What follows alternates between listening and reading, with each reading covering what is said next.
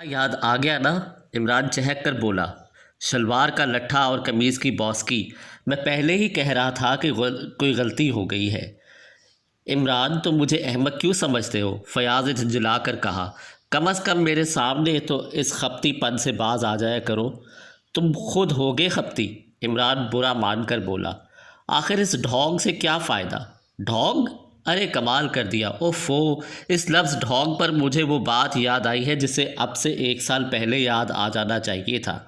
فیاض کچھ نہ بولا، موٹر سائیکل ہوا سے باتیں کرتی رہی۔ ہائے! عمران تھوڑی دیر بعد بولا، یہ موٹر سائیکل پیچھے کی طرف کیوں بھاگ رہی ہے؟ ارے اس کا ہینڈل کیا ہوا؟ پھر اس نے بے تحاشا چیخنا شروع کر دیا۔ ہٹو! بچو! میں پیچھے کی طرف نہیں دیکھ سکتا۔ فیاض نے موٹر سائیکل روک دی اور جھیمپے ہوئے انداز میں راہگیروں کی طرف دیکھنے لگا۔ شکر ہے خدا کا کہ خود بخود رک گئی۔ عمران اترتا ہوا بڑبڑایا، پھر جلدی سے بولا، لا حول ولا قوت! اس کا ہینڈل پیچھے ہے، اب موٹر سائیکلیں بھی الٹی بننے لگی؟ کیا مطلب ہے تمہارا؟ کیوں تنگ کر رہے ہو؟ فیاض نے بے بسی سے کہا۔ تنگ تم کر رہے ہو یا میں؟ الٹی موٹر سائیکل پر لیے پھرتے ہو، اگر کوئی ایکسیڈنٹ ہو جائے تو؟ چلو بیٹھو، فیاض اسے کھینچتا ہوا بولا۔ موٹر سائیکل پھر چل پڑی۔ اب تو ٹھیک چل رہی ہے، عمران بڑبڑایا۔ موٹر سائیکل شہر سے نکل کر ویرانی کی طرف جا رہی تھی اور عمران نے ابھی تک فیاض سے یہ بھی پوچھنے کی زحمت گوارا نہیں کی تھی کہ وہ اسے کہاں لے جا رہا ہے۔ آج مجھے پھر تمہاری مدد کی ضرورت ہے، محسوس ہوئی ہے، فیاض بولا۔ لیکن میں آج کل بالکل مفلس ہوں، عمران نے کہا۔ اچھا، تو کیا میں تم سے ادھار مانگنے جا رہا تھا؟ پتہ نہیں، میں یہی سمجھ رہا تھا۔ ارے باپ رے، پھر بھول گیا۔ لٹھ مارکا، پاجامہ اور قمیض، لا حول ولا قوت، بوسکا۔ Please shut up Imran, you fool! Fayyaz جھنجھلا اٹھا۔ عمران! کیپٹن فیاض نے ٹھنڈی سانس لے کر پھر اسے مخاطب کیا۔ اوہ ہاں، تم آخر دوسروں کو بیوقوف کیوں سمجھتے ہو؟ کیونکہ ارے باپ، یہ جھٹکے! یار ذرا چکنی زمین پر چلاؤ۔ میں کہتا ہوں کہ اب یہ ساری حماقتیں ختم کر کے کوئی ڈھنگ کا کام کرو۔ ڈھنگ؟ لو یار، اس ڈھنگ پر بھی کوئی بات یاد آنے کی کوشش کر رہی ہے۔ جہنم میں جاؤ، فیاض جھلا کر بولا۔ اچھا، عمران نے بڑی سعادت مندی سے گردن ہلائی۔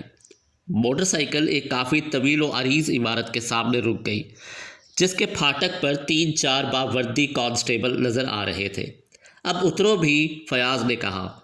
میں سمجھا شاید اب تم مجھے ہینڈل پر بٹھاؤ گے، عمران اترتا ہوا بولا۔ وہ اس وقت ایک دیہی علاقے میں کھڑے ہوئے تھے جو شہر سے زیادہ دور نہ تھا۔ یہاں بس یہی ایک عمارت اتنی بڑی تھی، ورنہ یہ بستی معمولی قسم کے کچے پکے مکانوں پر مشتمل تھی۔ اس عمارت کی بناوٹ طرز قدیم سے تعلق رکھتی تھی۔ چاروں طرف سرخ رنگ کی لکھوری اینٹوں کی کافی بلند دیواریں موجود تھی اور سامنے ایک بہت بڑا پھاٹک تھا جو غالباً صدر دروازے کے طور پر استعمال کیا جاتا رہا ہوگا۔ کیپٹن فیاض عمران کا ہاتھ پکڑے ہوئے عمارت میں داخل ہو گیا۔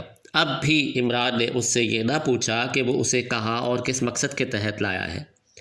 دونوں ایک طویل دالان سے گزرتے ہوئے ایک کمرے میں آئے۔ اچانک عمران نے اپنی آنکھوں پر دونوں ہاتھ رکھ لیے اور منہ پھیر کر کھڑا ہو گیا۔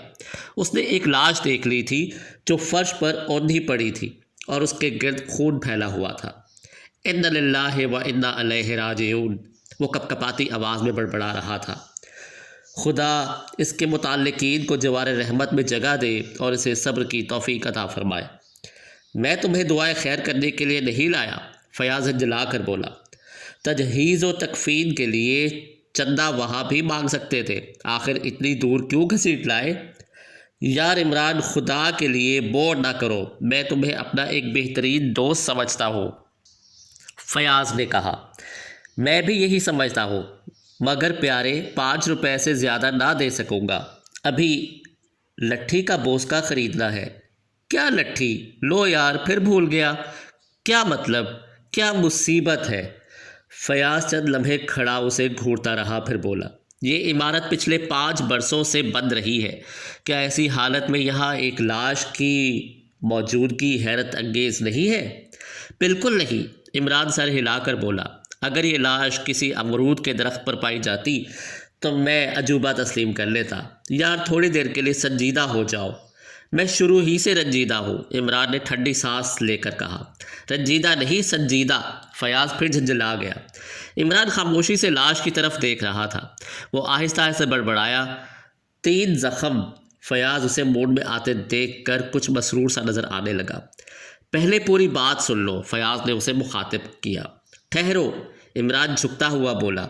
وہ تھوڑی دیر تک زخموں کو غور سے دیکھتا رہا، پھر سر اٹھا کر پوری بات سنانے سے پہلے یہ بتاؤ کہ اس لاش کے متعلق تم کیا بتا سکتے ہو؟ آج 12 بجے دن کو یہ دیکھی گئی، فیاض نے کہا۔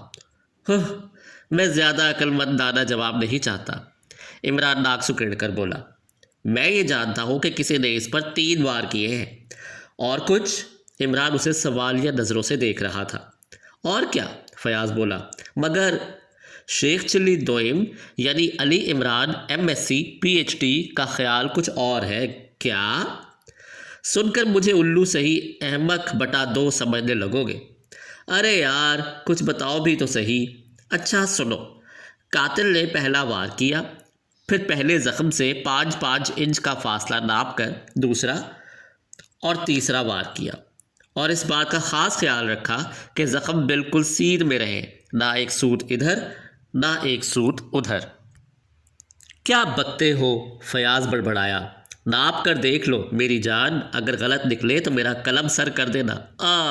شاید میں غلط بول گیا، میرے قلم پر سر رکھ دینا، عمران نے کہا اور ادھر ادھر دیکھنے لگا۔